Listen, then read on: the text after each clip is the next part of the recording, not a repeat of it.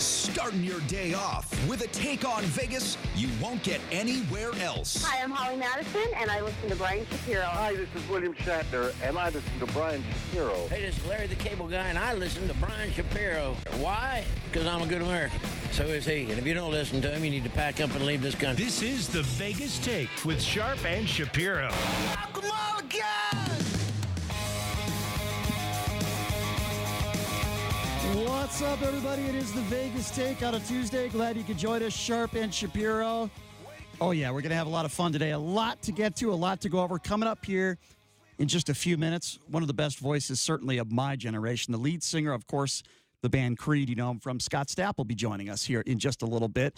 In hour number 2, if you're a UNLV fan, you certainly have heard of this guy, Jerome Seegers. Played with some pretty good players there at UNLV. Pat McCaw, who's now in the NBA Finals on the Toronto Raptors, right? Played in the NBA Finals for the Golden State Warriors.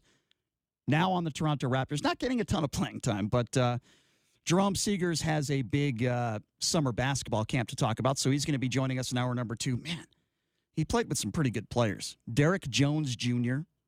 and Steven Zimmerman, Good Luck Okinobo. 4 guys that are getting paid to play basketball somewhere. If they're not in the NBA, they're somewhere.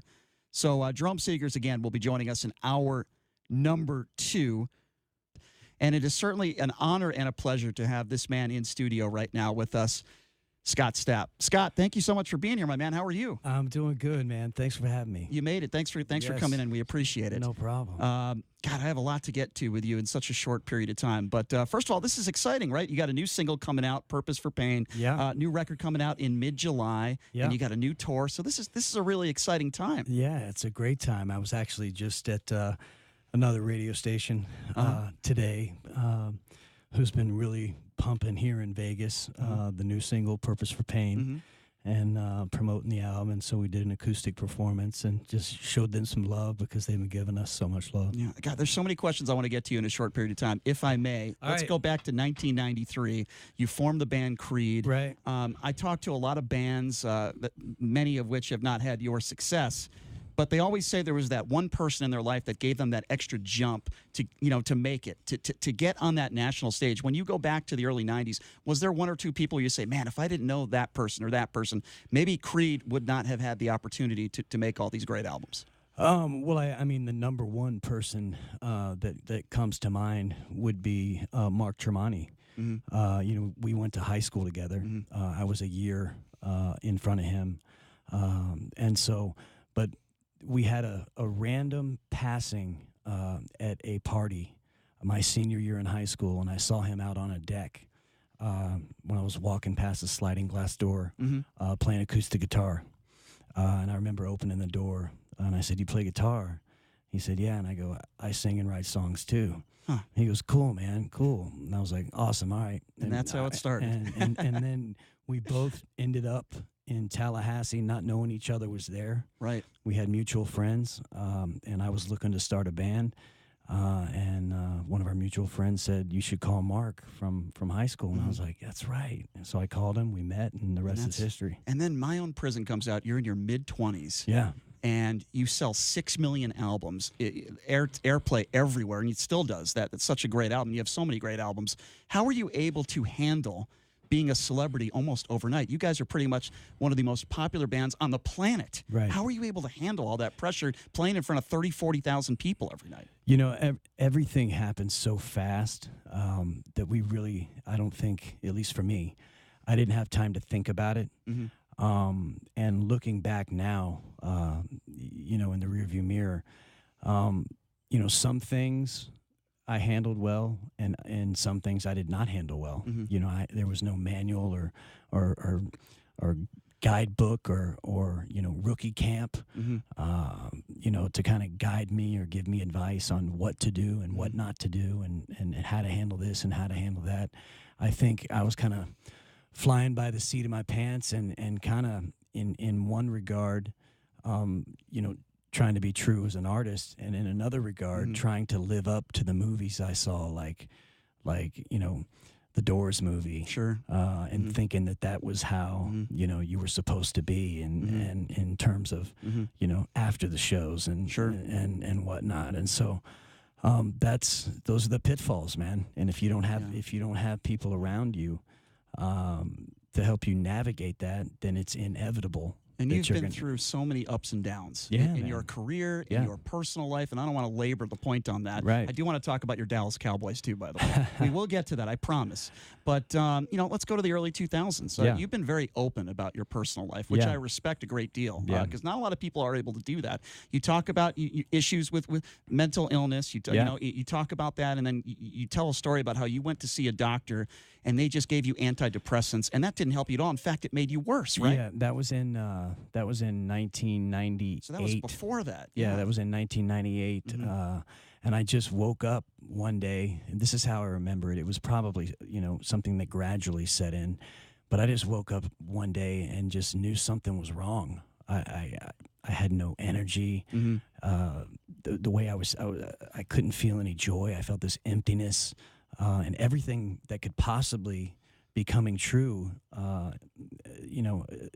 of my dreams manifesting was happening. So there was no reason to be feeling this way. And you had no idea you were bipolar. Idea. I had no idea. It was depression. Yeah.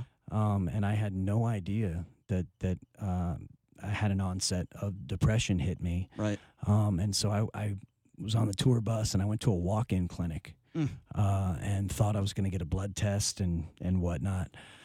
And the doctor ended up giving me Zoloft, which at the time was a really new antidepressant. Right. And I had no idea that, he didn't give me any advice on, hey, don't mix this with beer or alcohol. You didn't know. I had no idea. Yeah. And so looking back, that naivety and then just continuing to go about my life as if nothing needed to change and the pill would fix everything. Eventually caught up with me, and things just got out of control. That's wild. And then 4, 5, 6 years later, you've talked about how you almost lost your family, right? Yeah.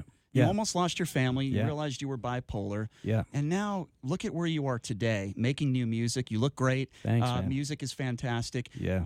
This might be a personal question, but I know you were in that same era, close to it, with Chris Cornell. I know you were friends with Scott Weiland. Do you ever think to yourself, gosh, if I didn't get the help that I needed, do you think to yourself, man, I could have ended up like that if I didn't take care of myself? To be honest with you, I could probably, we don't have time, but I could probably list 9 or 10 different circumstances where I shouldn't be here right now, that I am just, by the grace of God, I'm still here today. Wow. And then meeting my wife, Jacqueline, that was really the turning point, and her impact on my life, and just sticking by me, and because she knew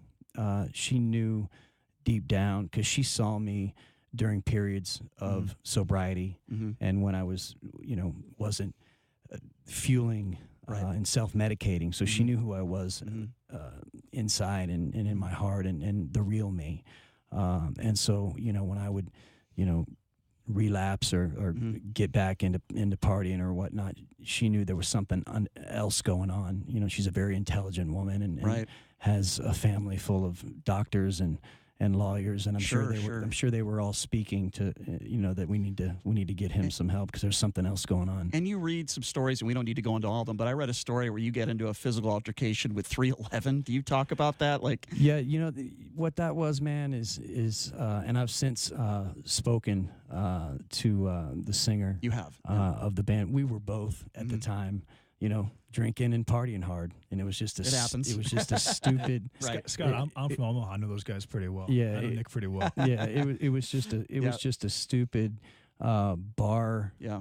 Inebriated situation, and we've both since spoken on the phone. He's sober, I'm sober now, and we're both just like, dude, you just laugh it off. sorry about that, man. Because I love those guys. Sure. We actually, I love their music, big fans, and we actually shared the same producer on some records, Ron St. Germain, and so it was just a stupid thing, all fueled by drinking too much. I read a story that you rented Scott Weiland's bus, the same bus where he tragically, overdosed. Yeah. I mean, that is just wild. So you didn't know at the time. No. And somebody told you after. What was your reaction after that? Well, how it came about was someone on the tour bus was going through the cabinets stocking groceries and found a bunch of VIP backstage passes for the Wildabouts.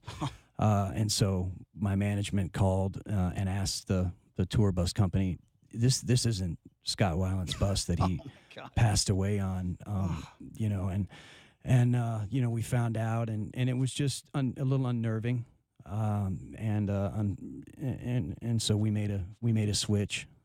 Gosh, that had to be a little scary. When you have so many great songs that you've written over the years. When you're writing a song like Arms Wide Open, a song that you won a Grammy for, when you're writing that song, or when you're in the studio recording that song, do you say to yourself, this is going to be something special, or you don't realize that until maybe a little time down the road? You know, there are more than a few, probably 10 or 11, maybe more, Creed songs, and a handful of solo songs that I knew when they were written. You knew. I just had a feeling inside that there was something special about this song, and you know, back in the day, you know, the Creed guys and we would call it the goosebump test, and you know, when a song gave us goosebumps, as you know, the writers while we're playing it. We kind of knew it was special. You knew. Yeah. A lot of people that I have talked to in the past, even Scott Weiland, I've interviewed him in the past, he lost his voice over his career, and you're known for having one of the best voices, certainly of my generation. I saw you perform here at Brooklyn Bowl, and I know you're coming back in September on your new tour. Yeah. Your voice sounds as good as ever. And I'm thinking to myself, how is that possible? Is it just you've taken care of your voice? Or because there's a lot of people that came out. Even Chris Cornell, he had an unbelievable voice, but he started to lose it a little bit towards the end. I mean, how have you been able to maintain that? Well, I think, you know, some of it is genetics. I think some of it is also sobriety. You know, for years, early in my career, you know, I didn't take care of my body. You know, I was drinking, I was smoking cigarettes, I was, you know, not doing things that are conducive to keeping a voice healthy. But I tell you, ever since, you know, I'm coming up on 5 years sober, I'm singing better now than I feel I've ever sang in my entire career. And I think, you know, 90% of that is sobriety, and the other 10% of that is just experience, learning how to properly sing over the years, technique, and just working on your craft and getting better. And then I take care of my voice. You know, I don't do anything that would hurt my voice. And this new tour, just want to mention it again, starts in mid-June this month, and you're coming here June 20th. Yeah, and you're coming here to Brooklyn Bowl in September, so I will certainly be there for that show. You always put on an unbelievable show. There's no question about it. You know, going through all the years and how your career just never, does it ever get old for you to be able to sing songs like that on stage, the hits from back then? Because I talked to some people and they're like, yeah, you know, and even Kurt Cobain, Smells Like Teen Spirit, he didn't even like singing the song years down the road. Does it ever get old for you? No, you know why it doesn't get old for me? Because with those songs, it's not about me anymore.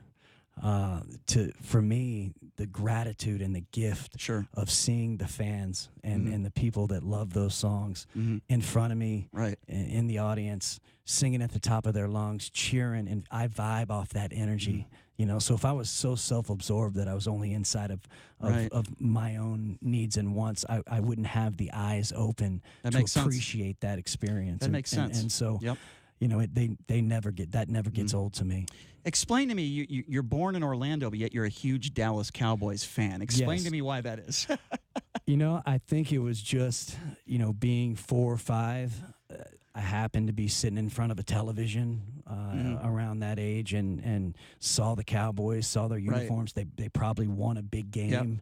And, you know, I remember, you know, Tony Dorsett, Danny White. Those were the years that I became a fan, so I don't know how old I was at the time, but I just somehow I connected with that team and have never left. I feel like if Jerry Jones just took a few steps back from that team and let someone else get in there and make some decisions, I think they'd be contending for Super Bowls. I really do. Do you agree with that? I think Jerry Jones is a football genius. I think it's his team, and I think he does delegate a lot more than people give him credit for.